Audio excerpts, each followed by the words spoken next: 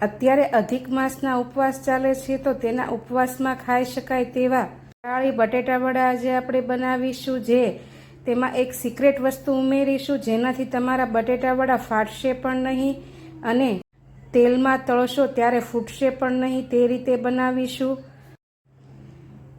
મારી વિડીયો જોતા હો અને રેસીપી જોતા હો, ચેનલ સબસ્ક્રાઈબ ન કરી હોય ને વિડીયો ઉપર નવા હો તો ચેનલ સબસ્ક્રાઈબ કરી લેજો, બેલ આઇકન જરૂરથી દબાવજો જેથી તમને મારી આવી નવી નવી રેસીપીના નોટિફિકેશન મળતા રહે। તો એકદમ ટેસ્ટી અને ઉપવાસમાં ખાવાની મજા પડી જાય તેવા ફરાળી બટેટા વડા બનાવશું, જે તમને રેગ્યુલર બટેટા વડાનો સ્વાદ પણ ભૂલાવી દેશે।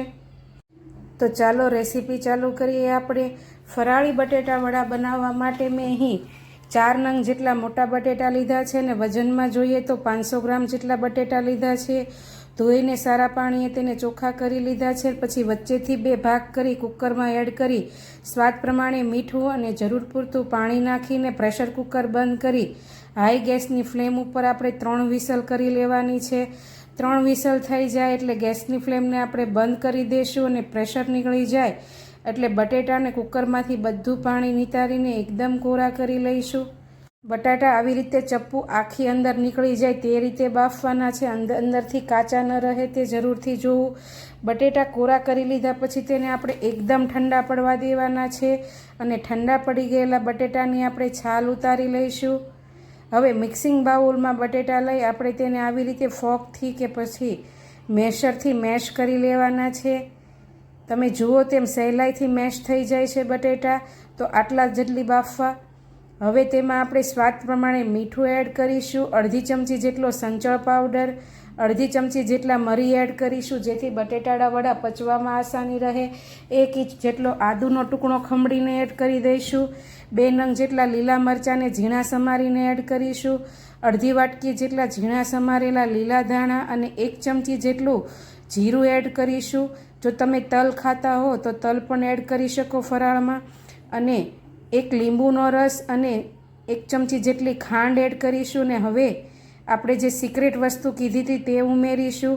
શેકેલા સિંગદાણાનો ભૂકો આપણે 1 વાટકા જેટલો ઉમેરીશું, જેથી આપણા મસાલામાં બાઇન્ડિંગ પણ આવી જશે અને મસાલો કોરો પણ થઈ જશે, ચીકણો નહીં થાય કે પછી લચીલો નહીં થાય, બટેટા વડા સરસ રીતે બની જાય તેવો બનશે। હવે આ બધી જ વસ્તુઓને આપણે બરાબર મિક્સ કરી દેવાની છે। હવે મસાલાને એક બાજુ મૂકી દઈશું અને હવે તેનું બેટર બનાવી લઈશું। સિંગોડાનો લોટ મેં 1 વાટકા જેટલો લીધો છે, તેમાં સ્વાદ પ્રમાણે મીઠું અને અડધી ચમચી જેટલો મરી પાવડર ઉમેરીશું।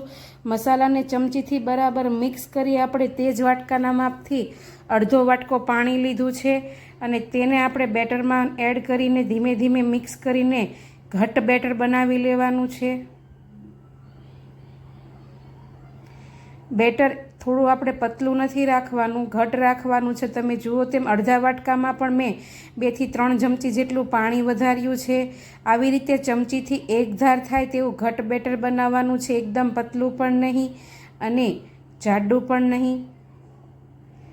હવે મસાલામાંથી બટેટા વડા બનાવવા માટે હથેળી વચ્ચે આવી રીતે તેલ મૂકીને ગ્રીસ કરી લઈશું। માપસૂરનો લુઓ લઈ હથેળી વચ્ચે આવી રીતે નાના નાના બટેટા વડા બનાવી લઈશું। તમે નાના મોટા ગમે તે સાઇઝના બનાવી શકો। મેં અહીં મીડિયમ સાઇઝના બનાવ્યા છે। તો પહેલાં બધા જ બટેટા વડા આવી રીતે બનાવી લઈશું આપણે। તમે જુઓ તેમ 15 નંગ જેટલા બટેટા વડા બન્યા છે। હવે ગેસની ફ્લેમ ઓન કરીને આપણે મીડિયમ ગેસની ફ્લેમ ઉપર તેલ ગરમ કરવા માટે મૂકી દઈશું। તેલ એકદમ સરસ એવું ગરમ થઈ જાય પછી બેટરમાં આપણે બટેટા વડા ઉમેરીશું અને તેને બેટરથી કોટ કરી લેવાના છે। તમે જુઓ તેમ એકદમ સરસ એવા કોરા પડી ગયેલા બટેટા વડા બન્યા છે, એકદમ લચીલા નથી બન્યા। હવે તેલ સરસ એવું ગરમ થઈ ગયું છે, ગેસની ફ્લેમ લો કરી દઈશું અને લો ગેસની ફ્લેમે જ આપણે આવી રીતે તેમાં બટેટા વડા એડ કરીશું। બટેટા વડા એડ કરતી વખતે આપણે ગેસની ફ્લેમને લો રાખવાની છે।